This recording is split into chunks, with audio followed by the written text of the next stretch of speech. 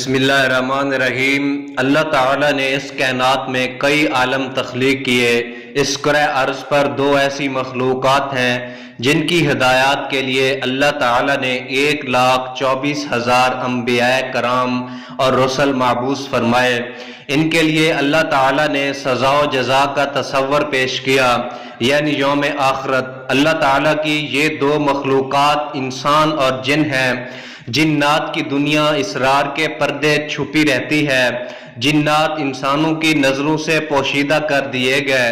زمین پر انسان کو اتارنے سے قبل اللہ تعالیٰ نے فرشتوں کے ذریعے جنات کو مختلف جزائر اور ویران جگہوں تک کر دیا۔ جنات کے مکید کرنے کا واقعہ بھی دلچسپی سے خالی نہیں۔ روایات میں آتا ہے کہ انسان کو زمین پر اتارنے سے قبل اللہ تعالیٰ نے فرشتوں کے سردار ابلیس کو بارگاہ میں طلب فرمایا۔ ابلیس جنات میں سے تھا اور آگ سے پیدا کیا گیا تھا اور اللہ کے نہایت ہی برگزیدہ فرشتوں میں شمار ہوتا تھا۔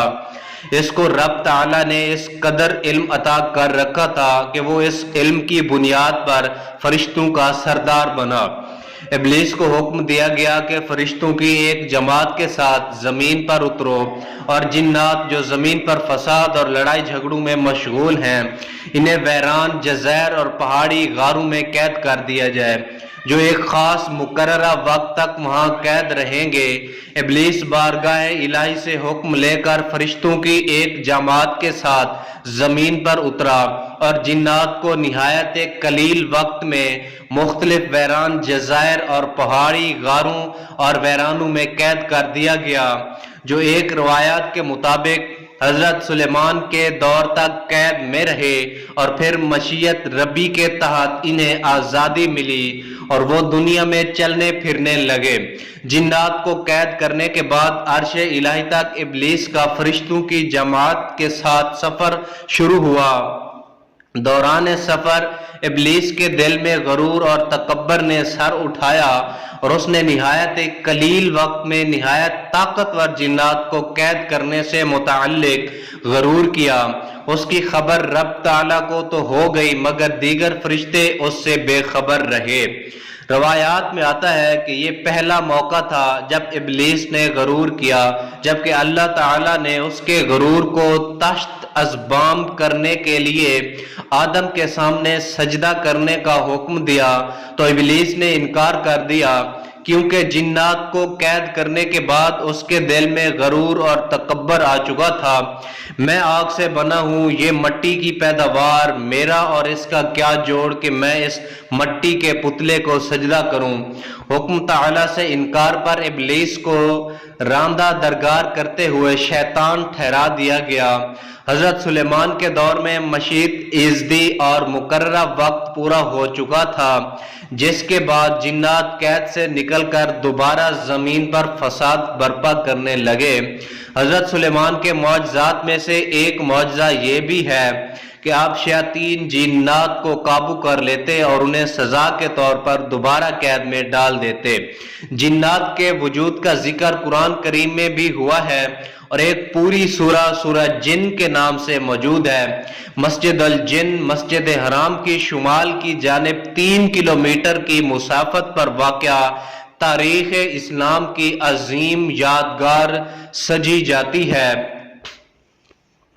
کتب تاریخ میں اس کی شہرت کے اور بھی کئی واقعات ملتے ہیں، تاہم اس کی سب سے بڑی وجہ شہرت یہاں پر نبی اکرم صلی اللہ علیہ وسلم کے ہاتھ پر جنات کی ایک جماعت کا قبول اسلام کا واقعہ ہے۔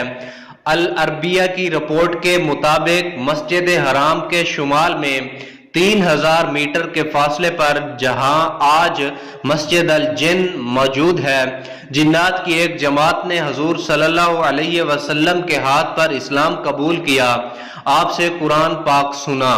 اس موقع پر آپ صلی اللہ علیہ وسلم نے جنات کے سوالوں کے جواب دیے۔ مستند تاریخی مصادر اور کتب سیر سے معلوم ہوتا ہے کہ ایک بار آپ جلیل القدر صحابی عبداللہ بن مسعود کو ہمراہ لیے رات کے وقت اس جگہ پہنچے۔ آپ نے عبداللہ بن مسعود کو ایک خاص مقام سے آگے بڑھنے سے منع فرمایا تاکہ کہیں جنات انہیں نقصان نہ پہنچا دیں۔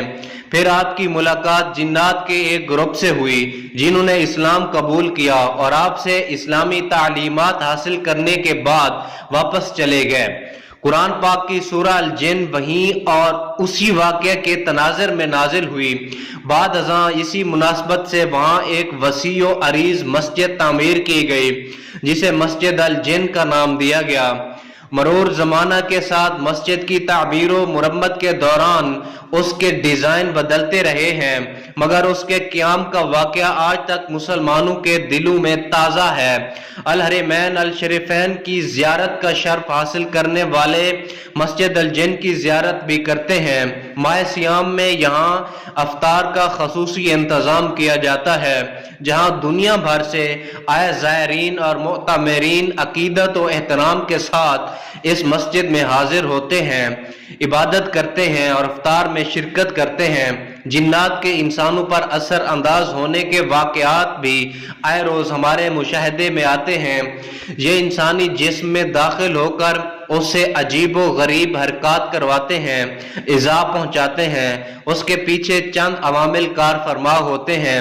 جنات کیسے انسانی جسم پر حاوی ہوتے ہیں، یہ ایک ایسا سوال ہے جو عام آدمی نہیں جانتا۔ ابن تیمیہ کے مطابق انسان جب نیکی سے غافل ہو کر برائی کی جانب راغب ہوتا ہے تو بد اثرات سے متاثر ہونے کا خطرہ بھی بڑھ جاتا ہے۔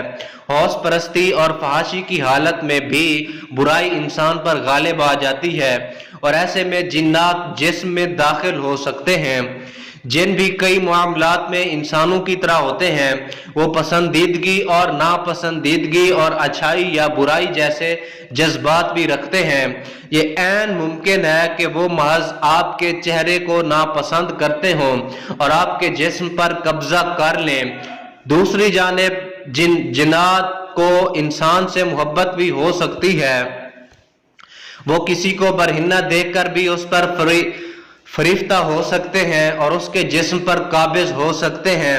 یہ معاملہ خواتین کے ساتھ زیادہ پیش آتا ہے کیونکہ جن انسانوں کی نظروں سے پوشیدہ ہے، اس لیے بعض اوقات ہم انجانے میں انہیں نقصان پہنچا بیٹھتے ہیں۔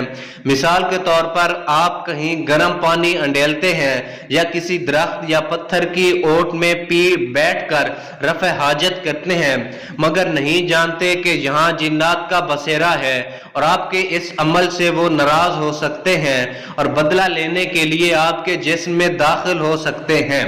بہت زیادہ خوف کی حالت یہ ایسے معاملات جن سے دور رہنا چاہیے اور آپ اس کی ٹو میں ہوتے ہیں تو تب بھی جنات آپ پر غالب آ سکتے ہیں۔ جنات جسم کے کس حصے سے داخل ہو کر انسان پر قبضہ جماتے ہیں، اس کے حوالے سے مختلف آراء پائی جاتی ہیں، تاہم قرین از قیاس یہ ہے کہ انسان کی موت کے وقت روح انسانی ناخنوں، ناک، آنکھ اور منہ سے نکلتی ہے اور یہی جگہ ایسی ہوتی ہے جہاں سے جنات انسانی جسم میں داخل ہو کر قبضہ جماتے ہیں۔ اللہ تعالیٰ نے انسان کو شر سے بچنے کے لیے کئی طریقے بتائے ہیں جن میں حضور اکرم صلی اللہ علیہ وآلہ وسلم کے ذریعے تعلیم بھی دی گئی اور کئی ایسی مسنون دعائیں اور وظائف موجود ہیں جن کے ذریعے جنات کا توڑ کیا جا سکتا ہے۔ جزاک اللہ خیرہ۔